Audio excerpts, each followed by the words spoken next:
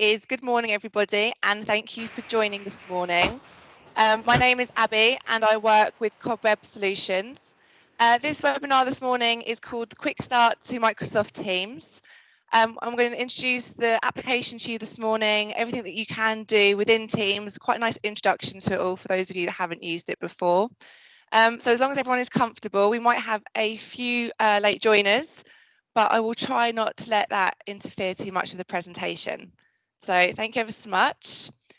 What we're going to cover today, we're going to be about 45 minutes, might overrun slightly just for Q&As. I'll go through this all in a moment, but towards the end, for those of you that can't type any questions, right at the very end, if you want to unmute your microphones, you can do, and you can ask me questions. You can talk to me and we can have a conversation towards the end. But today, just a little bit of housekeeping. If I can remind you all throughout the webinar to remain muted, so keep your microphones on mute. Questions for those of you that do have the feature, you can type questions to me throughout the webinar. I've got people that have joined me today from Cobweb. I've got some of our sales team with me. I've got a head of sales that's also joined the call. Chloe, who is our marketing manager at Cobweb, she's on the call too. So I've got lots of people that are checking questions for me, and they'll make me aware of anything that's sort of on topic. If not, they can wait towards the end and I'll answer them as much as I can. Just to bear in mind that there's a lot of people joining this webinar this morning. I think we've got over 100. I think all of our home broadbands are taking a little bit of, I think we're a bit of a battering at the moment. So just bear in mind of any lag while I swap between screens. Hopefully it'll be quite minimal, but just to bear that in mind. I'll introduce right at the very beginning our call bars, things that you can see in front of you on your screen at the moment. I'll go through their icons and some of the meanings. I'll do a little bit of getting familiar with the interface of Teams and what the application itself looks like and what you can do in Teams. And then I'll go through a little bit more granular meetings, calendars, chat, the Teams function itself within Microsoft Teams, activity, and how to make calls between colleagues within organisations. Okay. So just to begin with, just to put any confusion to one side, some of you may be able to see two cool toolbars. So mine will be the smaller one, especially when I start sharing my screen in the moment when I go into my live Teams application. You'll be able to see yours, that will be the larger one at the bottom, and you'll be able to see mine potentially, that is the smaller one on the top, just so you know what it is you're clicking on, what I'm clicking on, just to sort of eliminate any confusion there. And what I'm going to do just to begin with is go through what it is what you can potentially see in front of you at the moment, and the icons and their meanings. So this is known as the call bar. On the far left-hand side, you can see the call length. It's quite self-explanatory. You've got the option to have your camera on or off, the option to have your microphone on or off. There's the option also to screen and desktop share. So you can do that with anybody that you're calling. That's what I'm doing at the moment. I have my desktop that I'm sharing. I have a PowerPoint presentation up in front of me, and at any time I can decide to stop sharing my screen. And there's the three dots or the ellipse. And at the time when I created this presentation, I took a screenshot of the options that were available to me when I clicked on that icon. I'll go through some of these options in a little bit more detail when I switch over into the live demo environment. But you can see here, Teams gives you the opportunity to put a call on hold, to transfer a call. There are things that I'll go in and explore a little bit more with you all in a moment about starting your video with a blurred background. You can have pictures in the background, you can have company logos in the background as well when you're having a video call. So I'll touch on all of those sorts of things as we go through the webinar. There's also the option to record your webinar, whether or not that's a call or you're having a meeting and you're sharing your screen. You can record what it is you're demonstrating at any point. A nice feature that Microsoft have released in the last few weeks is raise your hand. And this is rather than having to type a question, again, if you haven't got the chat and IM feature enabled because of how you've dialed into the call today, some of you may be able to raise your hand.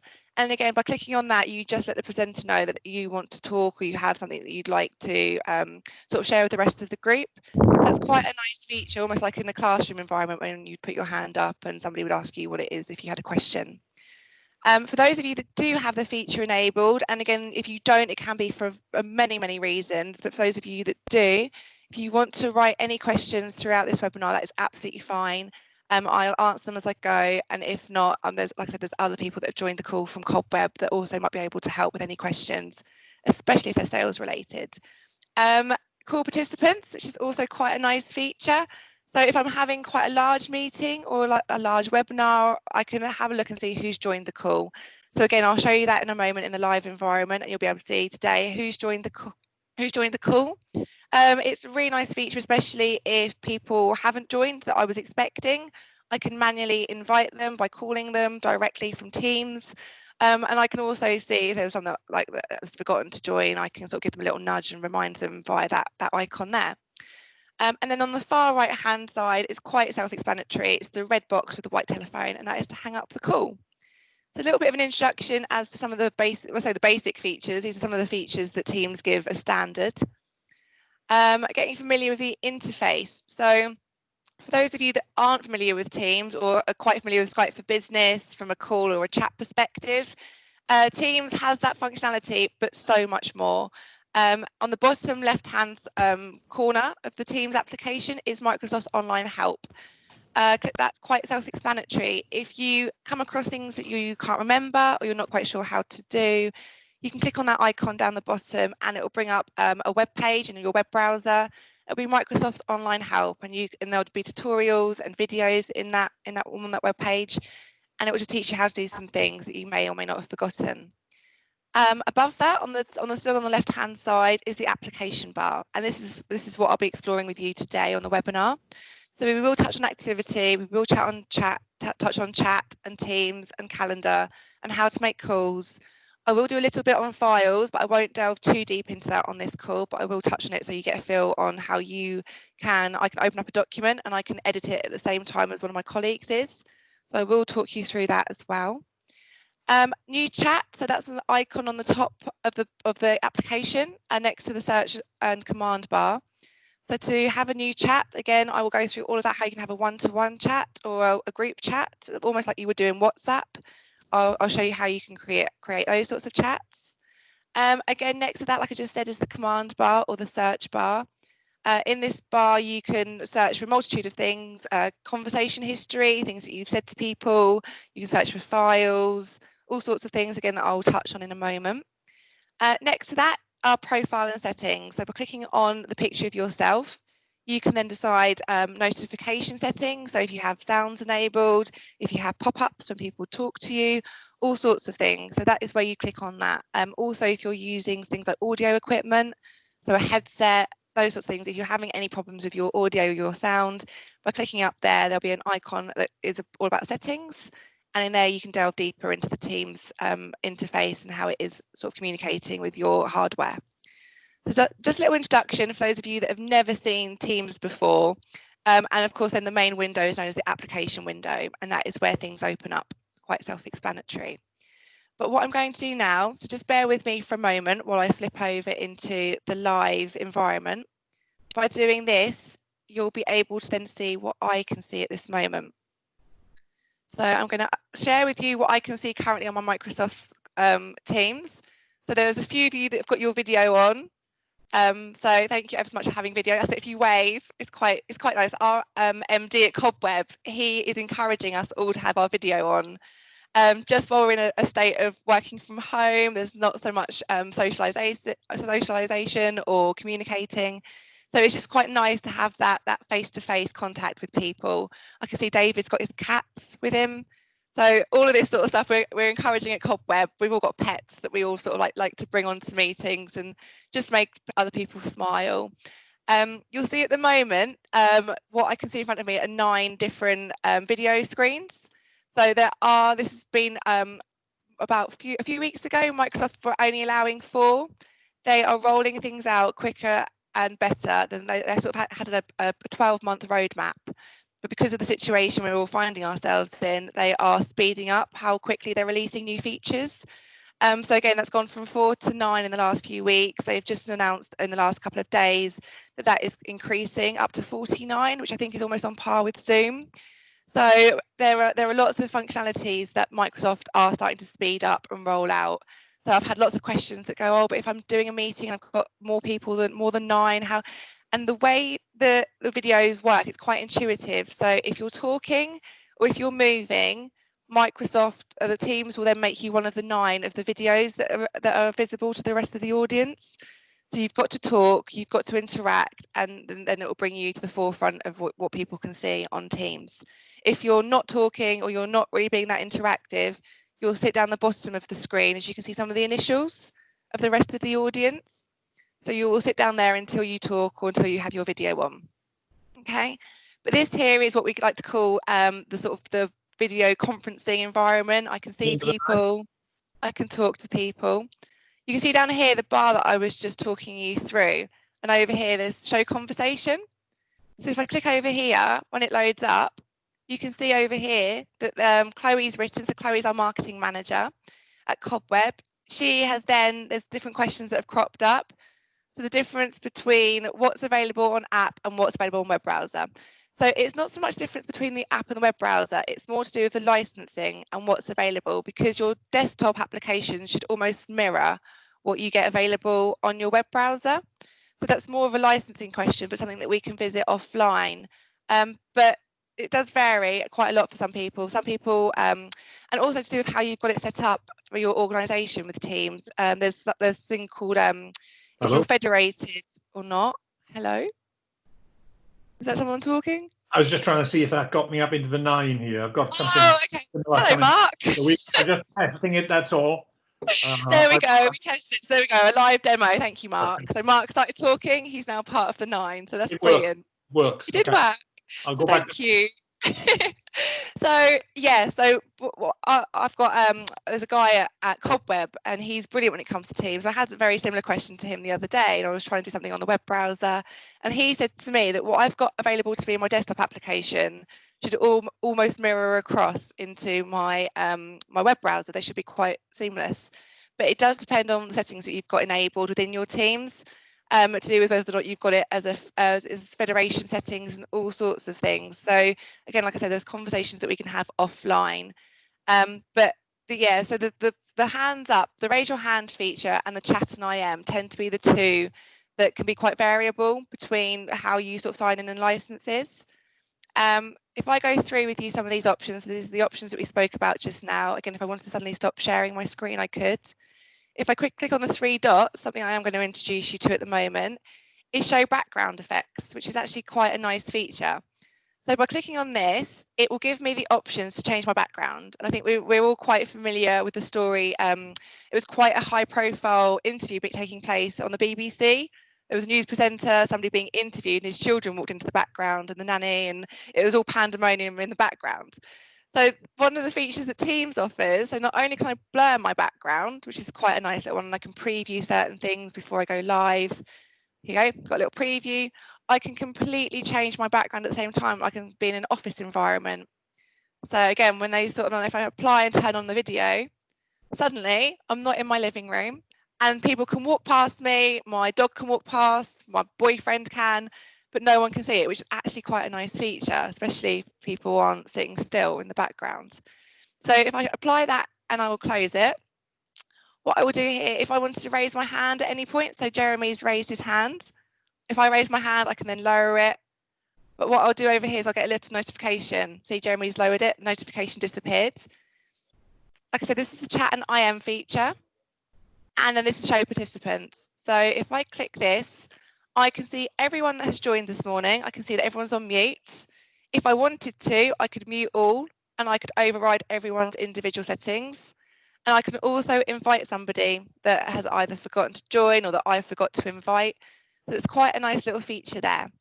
If anyone is struggling to join, I can copy to clipboard, and I can send manually the dial-in information as well. If I show you here, if I click on the 3 dots and go to show meeting details, here will also bring me up all the manual dial-in info. So people that are used to having manual dial-in numbers, toll-free numbers, all these sorts of things, I can get all the information here. Again, I can manually invite somebody this way and put call me, and off they'll go, or I can copy the join information down here. Everything that you can see at the bottom of this column as well is everything that you could have seen this morning when you joined this meeting. If you joined it via Outlook or however you joined it, this would be exactly the same information. So there's always a way to get it. So that's just a little introduction into the sort of the web conferencing facility. This little red dot over here means that Chloe's recording it. So if you ever wanted to refer back to this, you'll all get a recording of this after the webinar's finished. But again, that just indicates to me that it's being recorded and by who. So that's what I'm going to introduce sort of from a webinar perspective. And what I'm going to show you next is how I set up a webinar such as this. I can do that from Teams. So hopefully now, just bear with lag if there is any, you can now see my diary. And the nice thing about Teams is that it works so seamlessly with, well, it's part of the Office 365 applications and products, is that it syncs and mirrors seamlessly with Outlook. And I'll demonstrate that to you in a moment. But this meeting here, you can see it's given me the option to join it without even having to click into the meeting. And that will appear up to 5 minutes before your meeting is due to start. You can just click on join, that's it, done and dusted. If I wanted to create a new meeting, I could do simply by clicking on the space in my diary, like I would do in Outlook. I can add a title. I can put various attendees. So I'm going to add Chloe. I'm going to add some people from the Cobweb sales team. I'm going to even invite Emma because I know she's on the call. Again, it will give me, also the time I'm suggesting is the 4th of June at 12:30. I can do an all-day meeting like I would do in Outlook. Sometimes it will give you suggestions. So where I'm doing this from the learning@cobweb.com account, it doesn't pick me up as a person or a user. But if I was doing it, so if Chloe, Ollie or Emma was to do this, it gives them actually suggested times that the other people were available. I can in Outlook, like I would do, I can in Teams like I would do in Outlook, I can make the meeting repeatable. Custom, I could do it every 2 weeks if I wanted to. I can add a channel, which I'll show you in a moment, that will link through into Teams. If I was to create a team and a channel within a team, I can then add the channel I could invite a channel also to this meeting. Add a location, again, it's not so applicable at the moment, us all working from home, but at Cobweb, the way we have our team set up is to actually pre-populate our meeting rooms. And what it will do here, it will tell me if the meeting room's booked at that time by anybody else. So also quite a nice little feature there. And again, like in Outlook, I can put context into my meeting, I can add an agenda, I can do all sorts, I can format it, I can put bullet points in, I can make it quite professional looking. It doesn't look like it's come from almost like a third-party application. It's all part of the Office and the Microsoft suite. So again, if I was to click send there, again, test comes up here, and that will mirror straight out into my Outlook. If I wanted to do it rather than clicking on my calendar, I could go up to here and click a new meeting. If I click on the drop down arrow here, it will give me the option to do a live event. And live events are something completely, they're beasts in themselves, let's say, and they are for if you want to present to more than 250 people, rather than send out an invite like Outlook or Teams would do, it will create a URL. And then that is what you send to other people, and then they can join via the URL. So it's quite good for marketing teams that are doing product launches or that are doing lots of stuff outside their organisation, and you have very large audiences. But it has quite a different feel to it where it's almost like doing a webinar like I'm doing today, but you have producers, you have directors, you have presenters. It gives you a whole multitude of things to play around with, but they're quite big things. So if that does appeal to anybody, then do let us know after the call whether or not it's your account manager or myself. And that tends to be another half an hour, 45-minute webinar just in itself to go through live events. But what I will do now is just stick to our normal standard meeting that we're all quite familiar with and just show you the other option, the other way of creating. So again, same interface that we just saw, but just a different way to get to it. So I will close that down, and that's just by clicking up here, plus new meeting. This calendar has all the functionality that you would get in Outlook. So again, I can click through different weeks. I can click through into different months. So again, let's have a look and click on the 15th of September. So that's the week.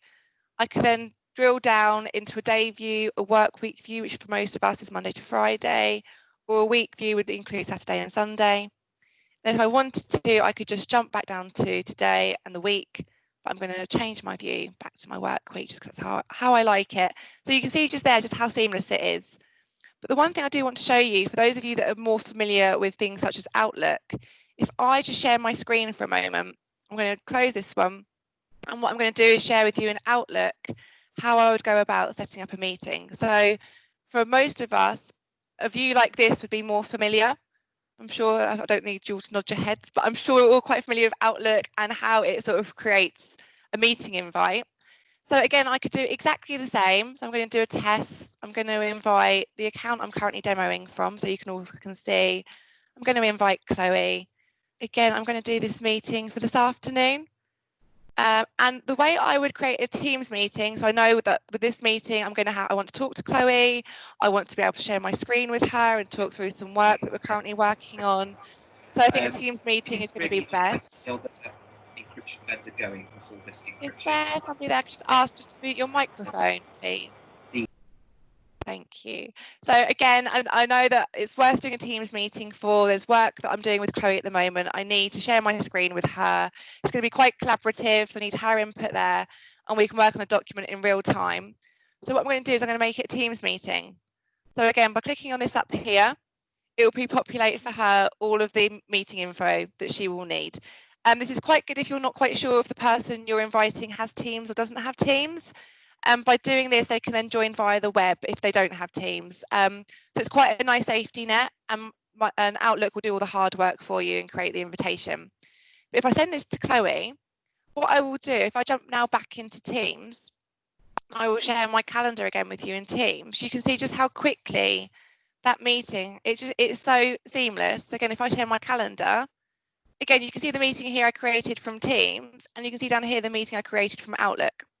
So it's just a complete mirror. So everything I do in both programs will mirror across into the other calendar. So I don't have to worry about, oh, did I create that in Teams, or is that a Teams meeting, or none of that. It's all a part of the Office suite. They all just talk to each other very seamlessly. So that's meetings and calendar. Again, there's lots of stuff, like I was saying, about the live events. There's lots more to this, but that's just a nice little intro to how you could create a meeting. What I'm going to go on to now is the chat functionality. So you'll see over here on the chat icon, there's a nice little a little notification for me. And what that's done is I'm having a webinar with you all at the moment, and off the back of that webinar, off the back of that meeting, it's created a chat for me as well. So by clicking in this chat, I can see all of these questions, and I'll go through these in a lot more detail towards the end. But I think I've got Emma answering questions. I think Morgan's on it as well. So again, if there's anything towards the end that we haven't been able to answer, just let us know again or flag something. But what I will do is, and up here is, again, any files that are shared within this meeting, and I'll go on to that a little bit more, I can access just via the chats. So there's lots of things here. It tells me that there's 56 people that have joined. I can pop out the chat as well. So if I needed to close down Teams but keep this chat open, or whatever it is I was up to, I could do that via this window. But what I'm going to do is show you how to create a new chat. So I've come into chat, gone into new chat, just clicking on the icon. I'm going to message Chloe, and you can see things that me and Chloe have done at the moment. So you can see previous conversations, and what this is known as persistent chat. So it doesn't disappear unless I purposely delete things. So it will always stay here. And the nice thing about this is I can see over here, I've written a message. I can see that Chloe has seen it because there's a little eye icon next to it that says seen. Chloe's wrote back. And this is just, for those of you that are quite familiar with Skype for Business, this in itself is very similar. What this does that Skype for Business didn't do is it gives me quite a few more options down the bottom here. So it gives me the option to format my message. So it gives me the option to make things a little bit more professional. So I could put, how are you? And then in this, by pressing the format text option, I can press enter. I don't know if some of you have fallen foul to writing a message, pressing enter, thinking it's going to go down a line, and actually it's gone and sent your message, and your message was incomplete. But the nice thing about this is I can press enter. I can say to Chloe, please can you remember? And I can put X, Y, Z. I can press enter all day long without worry that my message is going to fly off without me finishing it. And I can bullet point things, I can number things.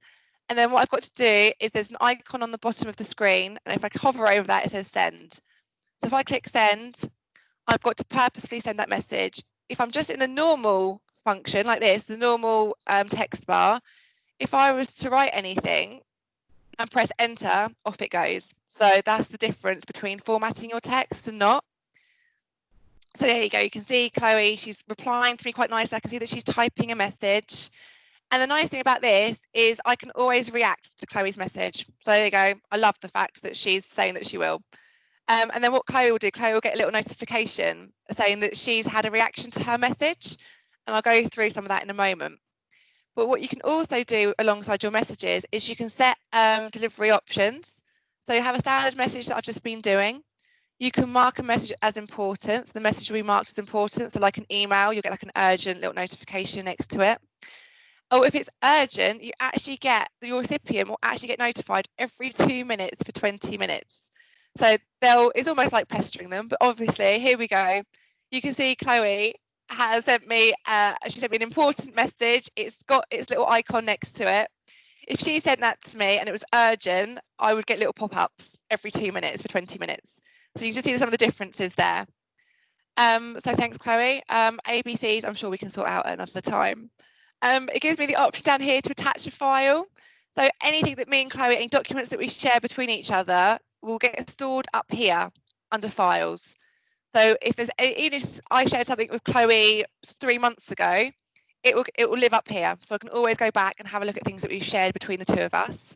By clicking on organisation, it will show, because me and Chloe work with each other, it will let me know who her boss is, who her colleagues are, and it will show more of an organisational structure. And activities are things like phone calls that Chloe and I have had, anything like that, and it will give us just a breakdown of all the communications that we've had together. Other options chat gives you within Teams is emojis. So I don't know about some of your organisations, but at Cobweb we try to keep emojis and GIFs and such like for sort of outside of work use. Sometimes I do call for it, but you can see here there's an array of emojis that Teams offers. GIFs, I'm not sure if some of you are familiar with, but they're sort of like animated little pictures. But again, things that we try to keep for a more social aspect at Cobweb. And there are lots of other options here. There's stickers. I could schedule a meeting with Chloe. So if I knew that I needed to speak to Chloe about something that's going to take more than a quick chat, I could schedule a meeting with her through a shortcut in our chat application. But then saying that, if I decided that Chloe and I were both free, we've been talking for 5-10 minutes and actually we just want a phone call now to sort of get something sorted, within the chat feature it gives me the option to have a video call with her straight away. I can have an audio call with her as well, and if I don't want to speak to her I could just share my screen, but I think that can be useful. But I think I've done it before and you sort of start sharing your screen but actually you want to talk somebody through something, so you end up reversing it to a video call and audio call where you can also share your screen at the same time.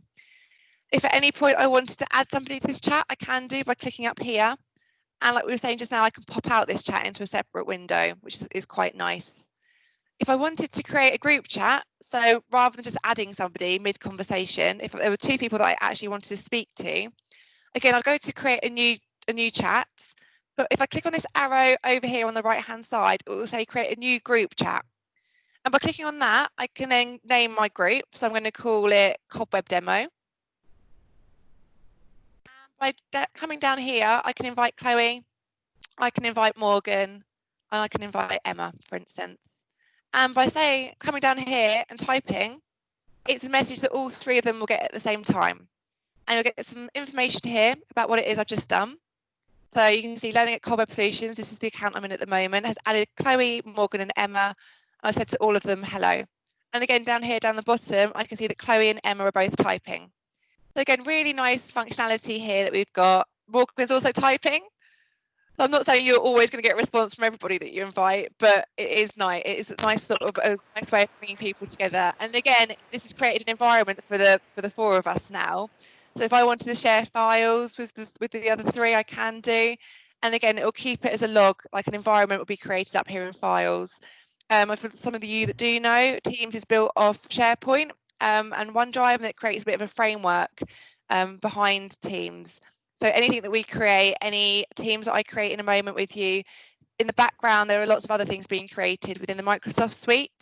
So if Teams went down, for instance, and I'd shared a file with somebody, and I thought, oh, how am I going to get into that file? I can't find that file. There are lots of other ways of accessing some of the things as well that you've shared with your colleagues via SharePoint and such like. So it just gives you a little bit of sort of background to how things are set up and the structure behind things. But I'm not going to, like I said, delve too deep into some of these things. but it's just nice to have an introduction to some of them. But what I'm going to go through next is we're going to go into teams. So teams within teams. And what you can see here is if I click on teams, I've got the option down here to join or create a team. So I'll go through that with you in a moment. I can create a team here.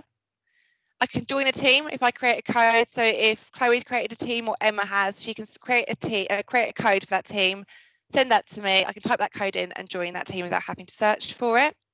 The teams that you can see here, they are teams that have been produced internally.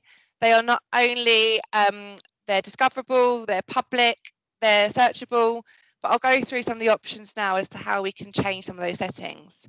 So the reason you'd create a team is it could be within a department, it could be within a team, it could be within a function at your business, or it could just be between a project group. So it could be 2 or 3 of you that are working on the same project, but you want to have an environment where you can store documents that you're all working on, you can collaborate on things together, you can have real-time meetings, you can just call people straight away. So what creating a team does is create an environment for you and the group of people to work on anything really, whether or not it's product launches or it's training or it's a new sales campaign or marketing campaign. You can do anything you want, and I'll show you some of the applications that you can pull into Microsoft Teams in a moment. But for this point, I'm going to create let's create a public. I'll create a public team. I'll just show you some of the differences. So if I call it public demo and go into create. So what it will do, it will say nice work, and it will over here on the right side, it will give me the option to then start adding people. So I'm going to add Chloe to this just for the purpose of this. And I can then close it. And then what Teams does is it creates us our environment. And as a default, it will create a channel straight away called General. And you can't, unfortunately, get rid of that channel. That channel is available and visible to everybody that you invite to a team. But what you can do off the back of that is create more channels. And say, for instance, I've got let's go for a sales team, and it's a mixture of senior and junior sales people. What I can do is have them all in a team together, so they can all see what we're all talking about. In the general channel, we can all chat together, but then I'm going to make 2 separate channels that are going to be private. And in one, I'm going to have my senior salesmen or saleswomen, and in the other one, I'm going to have my juniors. But I can create that and I can separate people within the team. So if I put sales, the senior sales, and down here, if it's standard, if it's private, it's only accessible to a specific group of people within the team. And that is at that point, I can then separate my team into 2 different groups. I have only got Chloe. Oh, I was going to say I've only got Chloe in this group. But if I skip that for a moment, what I can do here, I've got a senior sales group here, channel here. And if I go to add another channel, again, I can have junior sales over here. I can make it private again. So for the purpose of this, you can see over here, I've got a public demo. If I was to call this a sales team, it's easy enough to start managing.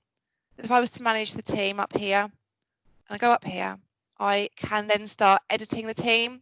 I can rename it. So if I was to call this sales team and click on done. So okay, here you go, I've got my sales team, and I've got a general channel where we can all talk to each other. And I can separate that team into different channels. And in which case, say I'm the manager, I can then have separate conversations with each group of people. And if I go into a channel, we can share files together, and I can also meet with them straight away. So it could be me and 2 others in this channel. If I click meet, what it will do is it will call the other 2, and it will bring us into a sort of conference call sort of environment. And at that point, I can talk to them, and we can have meetings, we can have regular one-to-ones this way. And we can talk to each other and we can share information. Again, I could do the same with the seniors in my team, and I could do something that way as well with them. The nice thing about this is I've been talking about it quite a lot now, is the files tabs. These are tabs along the top, and there are lots of tabs you can add, lots of third-party applications. You can add things within the Microsoft suite. So if I'm sharing, if there's a spreadsheet that we use quite often, it could be around pipeline or the such like that we access daily. Again, if there's a document in existence, I can bring it in and create it as a tab, or I can start creating tabs from scratch. But if I was to go into files and go into new, and I wanted, between me and my junior sales guys, I wanted to create an Excel sheet that we're all going to work on, and I can call it new Excel sheet. what it will do is it will create this document, but it will give us all access to it. So if I then go to create, what it will do within Teams is bring up a blank spreadsheet and automatically grant us all access. So I can start typing away, and what Teams will do is give me a notification that the other people within the channel are also in this spreadsheet and they're also working on it. And I can click on go if there's different workbooks down the bottom, different sheets. What it will do, if I click on the person's icon, their icons will display up here if there's other people within this workbook. And I can click on go to their location. So it will jump into the spreadsheet and jump into where they're working on, and I can watch them in real time, see what they're working on. And you can do this with other documents. It doesn't have to be Excel, there's Word, there's PowerPoint, lots of the different Office suite work with this seamlessly. So it just helps that collaborating sort of element to Teams, and it's what Teams is quite infamous for, is allowing people to work in real time with each other on documents and presentations. So none of this having to save multiple copies or losing versions that were worked on weeks ago. It creates one document that everyone has access to. And it has version control as well. So if there was a massive mix-up or someone deleted something or started overwriting something in a really big way, what Microsoft does is create different versions and different save points, so I can always revert back if need be. So again, that's just an introduction as to the big world of Teams within Teams, but you can do so much more with this. It is huge. And like I said, everything that it's creating at the moment, it's creating in the background on a SharePoint site. So there's lots of things here you can actually see over here what I was just saying, open in SharePoint. And that will bring in the file location. So like if you were to right click on a document in your normal file explorer and go to find file location, that will do exactly the same thing. Open in SharePoint, it will take me straight to the folder it's saved in, the team that it was created in, everything. So I can see all of its background history living there as well. So that's just quite a little bit of that's a really whistle stop tour to Teams. And like I said, if there's more that you kind of want to ask questions about, we do offer a lot more options and opportunities to sort of have more bespoke one-to-one training sessions. So right at the very end of this, any sort of, you want to sort of start contacting account managers to find out more, then definitely do so. But towards the end, I'll start going through some more options in relation to some of the things that Cobweb offer to support your usage of Microsoft Teams. But I'm going to come out of Teams now, because like I said, I could talk about Teams for hours. I don't want to keep you too long or overrun. So I'm going to delve into activity. There's not too much to say about activity. It's quite short and sweet. But what it does is it keeps all of my notifications. So if I've missed phone calls, if I've got a voicemail waiting for me, you can see here that Chloe's reacted to one of my messages. So I could go find that message and see what it is that she's reacted to. So what it is this is saying Chloe's reacted to your message, and it's this little icon over here. So you see where Chloe's done the thumbs up? That is what this is telling me about over here. So it will give me anything if I've been added to a team or a channel or a group chat or anything like that, everything will come through here. So it's quite a nice, just keeps everything housed, and I will get little notifications like I am doing with the chat. I will continue to get little notifications up here when people sort of include me in something or mention me. And one thing I've not touched on, which I'm sure is getting more and more familiar in the world we live in, is if you were to mention somebody. So if I was to go and I can mention Chloe, it helps you get her attention quicker, because again, she'll get a little notification up here in her activity window that says Abby or Learning at Cobweb Solutions has mentioned you. And you can see there I've done at Chloe, so it's made her name almost into a hyperlink. And I could put this is really urgent. And at which case she's going to get, and I could also make it urgent like we were saying just now. So there we go, it gives me a big red box, it says urgent in capital letters. If I was to send that, not only will she get a notification in her activity, she'll probably get another notification because I've sent her an urgent message. So if you want to get somebody's attention, Teams gives you lots of ways to do it. So here you go, you see Chloe's mentioned me. Thank you, Chloe. So over here, I've got a little notification in my activity window, and if I click on that, it will literally jump straight through into where it is I've been mentioned as well. And it will highlight it in a little yellow box if you just saw exactly what it is that she said. So that's quite a nice little feature. Like I said, there's not too much to activity, but it's where all your notifications live. The last thing I want to touch on before I leave you all to it and let you ask as many questions as you want, I think people like Emma, Morgan, they've been doing a great job as we've been going answering your questions. The last thing I'm going to touch on in a bit of detail is calls. There's lots to calls, and it really does depend how you've got it set up as a business. You can call, if other people in your organisation have got Teams, you can make free internal calls. You can, depending on how you're set up with a phone system within your organisation, and people that have got pre-existing PBX systems or whatever it is, there's always an option to use Teams as your sort of phone, your calling interface. Depending on what your current situation is, you might want to get in touch with your account manager. But I'll talk you through a few of the sort of functionalities within calls, and then I'll talk you through when we go on to making a call, how if you wanted to make it like an external phone call, like you would on a mobile phone, the sort of different options around that as well. But what I'm going to talk you through at the moment is speed dial. So speed dial is almost like creating your favorites. So again, over here, I can add speed dial. So quite self-explanatory. But if I was to click over here, what it will do is give me the option. So although saying that, it's going to let me create a new group. Oh, okay, I can create new groups. Let's just see. I might need some contacts first, which is probably why it's not letting me do a speed dial. But if I go to tests over here and create it, and over here there's some dots. So if I want to add a contact to this group, and again, oh, my trusted Chloe, there she appears. So there she is. So I've created a group called tests. She's up there. Let's have a little look and see what else I can do. I can rename the group. So again, if I wanted to change it from test, I could change it to, again, if I had a project group going on with somebody, I could do. So let's call it project number 1. And again, that could be all sorts of things. That could be, it could be sort of departments. It could be whether or not I've got management that I want to keep in a group. And this is very personal to you. So however you set up your speed dial and your groups is personal.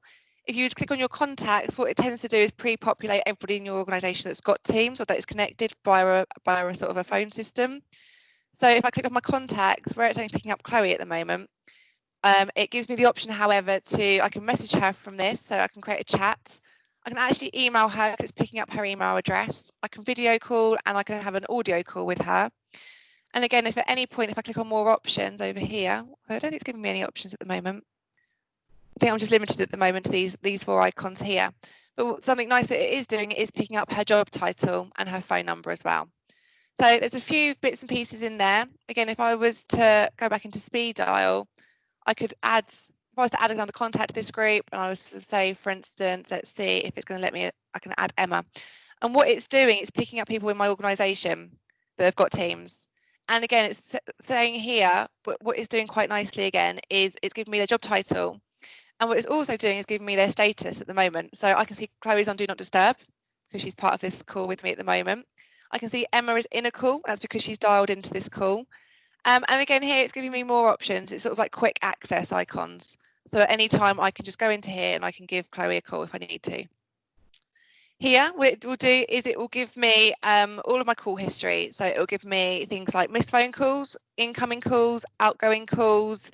It will give me duration of the calls, when the calls happened, all sorts of things. So like it would do a normal call log, it's persistent as well. So again, it won't disappear unless I choose to delete it, which I can either manually do depending on how my organisation have things set up, or my organisation might not allow me to delete anything. Here at Cobweb, we're quite strict, so we don't really have any permissions to delete anything. So it makes us very accountable for what we write in Teams. But again, it's up to you and how your organisation's set up. Same again with voicemails. So rather than having to call your voicemail and select option 1 for this and option 2 for that, what it will do is give you each voicemail individually, and you can play it like you would do an audio clip. Again, it stores all of your voicemails for you, so you can go back to a later date and listen to anything that you might just need to sort of have a recap of. But again, rather than, like I said, having that sort of drawn out process of having to dial your voicemail, it keeps everything there quite clearly for you, and it will give you the phone numbers that the voicemail was left by, and like I said, the date and the time and everything, the duration of the voicemail too. And you can download your voicemails too if you needed to, and sort of share them with anybody in case there was information there that was quite important to other people. It's just a nice little feature. So like I was saying just now, if I wanted to make a call, so very straightforward, very simple. So there's lots of ways, like I've shown you, to call somebody. You can do it via a chat, you can do it, there's quick access icons, but I could just go into calls and I could just click on make a call. This is what you'll see if you're only set up to make calls internally with your other colleagues who have Teams. Again, and it's quite straightforward. I can search for Chloe, click on Chloe, and then it will give me the option to have an audio call with her or a video call. For those of you that want to start exploring the options to have Teams enabled so you can make external phone calls, so what it would do instead of this would bring up a dial pad. It'll give me the option to call a mobile phone number. You can have international call plans, all sorts of things. But if that is something you want to start exploring further, if you've not really thought about that too much up until now, then definitely get in touch with your account manager and anyone within the sales team that will definitely be able to help. There's things called business voice, and that is sort of Microsoft's new sort of terminology around their calling plans, and they have lots of things on offer on how, and it's for people that have got pre-existing PBX systems. We've got lots of different workarounds. You might have signed into a 3 or 4 year contract recently around a telephone system. So if that is the case, don't be put off by thinking that you can't use Teams to make external phone calls and you can't link your PBX system with Microsoft Teams, because all of that is a possibility. It's just getting in touch with your account managers to find out what sort of solution fits best for you. So there are lots of other things. Like I said, I could talk about Teams all day long, but I'm not going to, luckily. I think you'll be glad to hear. But off the back of this webinar, you will get an email from, it might be from, I don't know if it's going to be from Chloe personally or from our marketing team or from the sales team, but there will be a follow-up email from this webinar. In that email, you'll get a white paper that's also about a quick start guide to Microsoft Teams. You'll get contact details, you'll get more information around any sort of bespoke paid for training if you want to take this further within your organisation. We do offer sort of more one-to-one, more consultation. You come to us with, I'd like to do this, this and this within Teams. Can you teach me how to do it? We do offer that as well to our customers. But what also is actually quite a nice offering, that we're in partnership with a company called Clip Training. And as you can see here, Clip Training embeds quite nicely into Microsoft Teams.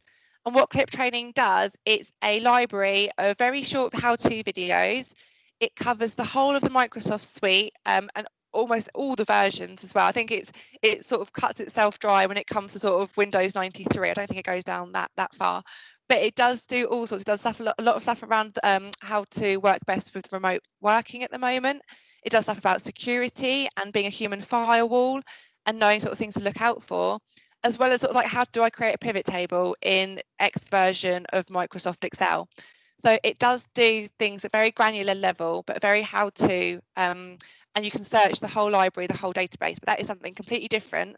But it does work quite nicely with people that are very new to Teams, because the Teams training on Clip Training is brilliant.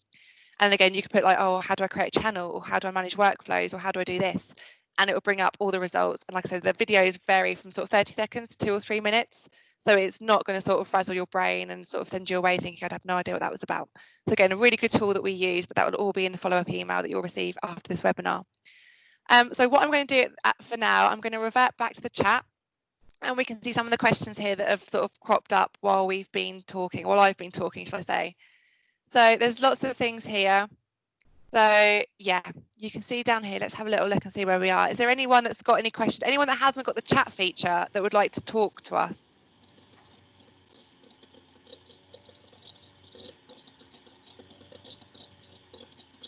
Can I just ask about the chat feature? That you mentioned about how you logged in would allow you to access it or not. I have a hosted Exchange account with Cobweb for emails and then a separate Office 365 account. I went into my normal emails, which was hosted Exchange, and did that mean then that I wouldn't access the chat? I could only get the chat if I'd gone in through Office 365. Is that the reason? It could have something to do with that. Yeah, I won't say for definite that it is. I think if you've come, have you got a web browser open? Is it opened up via the web? Yeah. It has. It can just be down to that. It can be down to the Office license that you've got, but also, like I said, how it is you sort of logged in today. So what is the best way to log in? You know, if you're wanting people to have access to the chat. What I'll do is, if I get, there's someone called Oliver Nelson. He's one of our senior sales guys. He's quite happy to answer that question. So if I let him answer. Yeah. Hello there, Jane. So to get the best experience, you do move, and there may be other customers on this call that do have hosted Exchange via Cobweb. So to get the best experience and to utilise all of the functionality, you will need to move to the Office 365 platform. And we have a procedure to move you to Office 365. We've moved in excess of around 200,000 users to Office 365, so very experienced in that. So to answer that question, briefly and quickly is yes, you will need to move to the Office 365 environment to get the full benefits of Teams. You will only get some of the functionality whilst you're in that split platform kind of environment. But like Abby says, you can email hello@cobweb.com, and either myself or one of the other guys in the team will pick that up and help you do that. Okay, lovely. Thank you. Okay. I'll pass you back to Abby, but I believe Fiona was next with her hand up. Yes, thank you. Yeah. Just one question, Abby. Well, actually two. When we were in Teams and you were setting up groups, I've set up a private group, and I want to add some more people to that. Or if I want to go, the other question was, how do I make a private group suddenly a public group? Okay, so that would go back to, so if over here to create, if I go in here and if I start going into manage my team, and it's more to do with the sort of settings you've got here. So you've got settings here, so you can then start picking a team's picture, member permissions, guest permissions, mentions team code, and all these sorts of things. But up here, if I go to them, where is it? Where was I doing it just now? Because you can edit the team here. So this is where I change it. So currently it's public. And if I want to then change it to private, you can do that vice versa. Okay. Perfect. So you go into, I had just, sorry about that. I had just like, yeah, so it's edit team. So you go to manage and then go to edit team. And again, here is where I can start adding people and removing people. So you can see here that I'm the owner. I've added Chloe. I can add members. If the only reason I'm the only person that can delete this team at the moment, but it won't let me because I'm the owner and there are other people in it. If I wanted to leave the team, I would have to then make someone like Chloe the owner, and at that point it would let me leave. So I could leave for whatever reason. If I was passing ownership, didn't want to be part of that project anymore for whatever reason, make somebody else an owner. Again, I could demotivate myself then to a member, and I could then leave the team. Oh, excellent. That's perfect. Thank you. That's okay. And again, there, just by adding member, it comes up quite quick, and it will pre-populate anybody within your organisation that's got teams. There we go. We've got a question from Mark Edwards. Abby, he's raised his hand. All right, you can see I've got a physical whiteboard behind me, but I also have the capability on my desktop. I have a Wacom screen. Can I? Surely there is a whiteboard app in Teams that I can draw on. Yes. I don't know if you've just saw what I clicked on here. Where would I access that? Where's that? So I've created. So when you create a meeting with somebody, like I've just said, so I've got a meeting going on in the background. I've got all you in front of me talking to me. And what Teams has done is create this chat environment. So we're all here, we're all chatting to each other. I can see who's leaving, I can see who's joining. And up here on the very top panel, you'll get this in a lot of sort of environments within Teams. You've got the files that we're sharing amongst ourselves, but also there's the option to do whiteboarding. Okay. And at that point, everyone can see what is going on to the whiteboard. You have to install it, and you have to do some other bits and bobs, but it creates you an environment to draw. And where do I find it? I just tried searching in the apps store. It said nothing about Teams whiteboard at all. It's part of Teams. So whereabouts are you searching for it?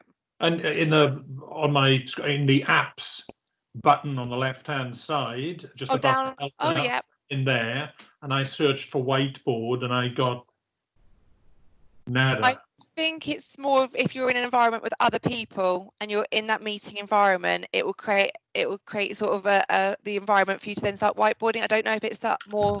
I think you've got to have other people part of the meeting. You've got to have the whiteboard app themselves as well, would be my guess. Yeah, I'm not sure. I've not. Okay. I don't think you do to view it. I think, like I said, I do know what you mean. Like at the moment, if I was to search whiteboard, it's not coming up over here. Yeah. So I appreciate what it is you're saying about it not being there, but I've never gone out of my way to install this whiteboard feature into my Teams. I've got one of these Microsoft Surface hubs here on trial as well at the moment, so I absolutely need to get the grips with it. So Okay, well, that's helped a bit. I'll do a bit more investigating. Can you see the blank screen in front of us Yes, now? yes. You can. So yeah, again, if I was to start drawing on it or drawing a diagram, it would be there for everyone to see. So, but that is where you're sharing your desktop at the moment, isn't it? There would be another way of doing this, where perhaps individuals would have access, would have a shared whiteboard that they could be drawing on. So if you open it in the app, you can create a group whiteboard where, like you were just saying, everyone can have access to it. Yeah. Okay. No, that's great. Thanks very much for your help. That's okay. No problem. Sorry, I believe Jane was next. Yeah. Yeah, sorry, I just wanted to ask one other quick question. All of this has been featured very much on internal use with colleagues, which is completely understandable. But if you're wanting to bring in people from outside your organisation, which we've all done today by joining you, what is your view about inviting people into this environment to do sort of shared facilities and calls? It does work quite well. I mean, what I'll demonstrate at the moment, so say, for instance, I was going to create a new meeting, you can work, or even in a team, and I'll show you actually, because not to sort of, but I get an error message, but only because of how we've got it set up internally. But if I was to add a member to a team, it will say that, if I come out of that and close that, and come up to, if I wanted to, over here, add member.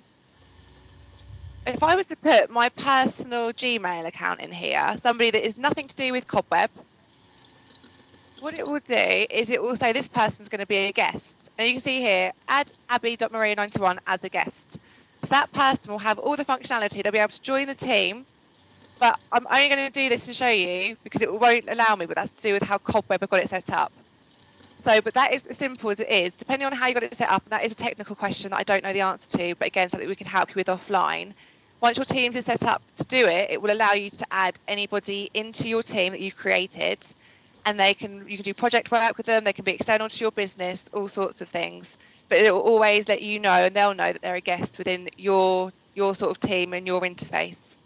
Okay, lovely, thank you. Right, okay. Sorry, I can speak about that from personal experience. Hi, it's Chloe here. Marketing team. We have set up teams in the past because obviously as a marketing team we work with external agencies quite a lot, so we've often had to add in sort of external people to teams in the past. And I believe what's so brilliant about teams is that, like Abby hasn't got the ability to add external people, even though we work for the same business, do have that ability to add external people because my role needs that ability to do that. Right. So what the experience that they have, it's a very similar experience. They are only able to see what you as a user enable them to see. So, you know, it's really locked down. They can only see the files that you share with them. They don't have access to other channels within the team, for example. It's very sort of bespoke and secure. And they use the web browser to access it. Yeah. And they have a very similar experience as what you're seeing here today as well. And to sort of grow on what Chloe was just saying, you'll see up here, I can't show you, Emma's put a good screenshot actually within the chat. So lots of people at Cobweb, we've been invited to, especially Microsoft are a good example. We work very, very closely with Microsoft, and there are lots of employees there that have got their teams, and they've had to add people from Cobweb as guests to teams within their team. Does that make sense? Yeah. And then we'll get a drop down. So Cobweb Solutions is our default team environment. But then if we would click on Microsoft, because we were working with somebody at Microsoft that created the team, they'd invited us as a guest, we then get to see, if we click on that, we only see that team that we've been invited to within the Microsoft environment. So it's very closed down so you can sort of see what is that a guest would see as well. Okay, thank you. That's really helpful. That's okay.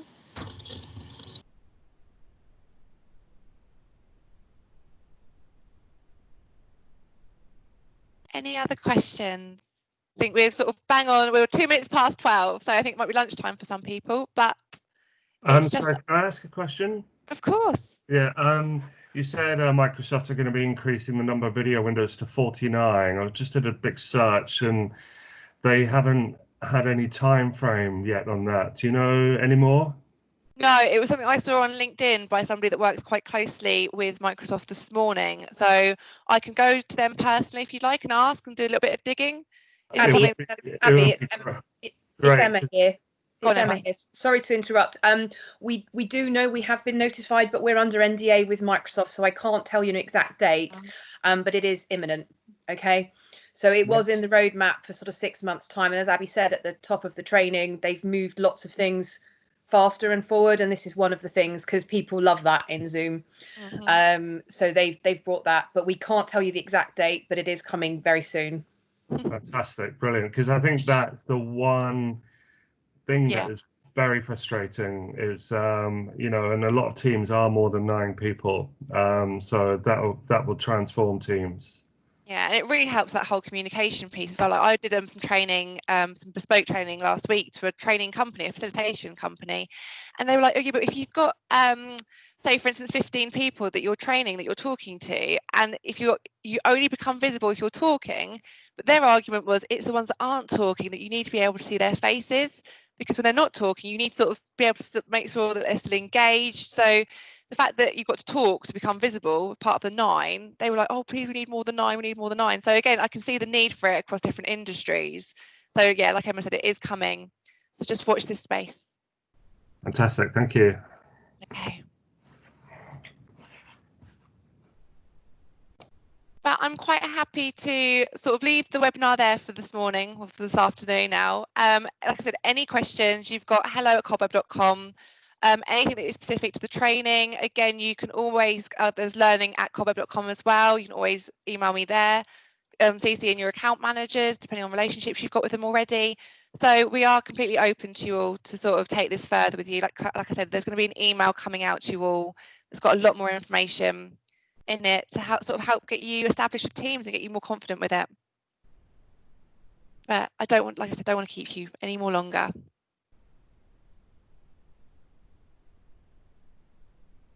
Thank you, Abby. Thanks all. Goodbye. Thank you guys. Bye bye.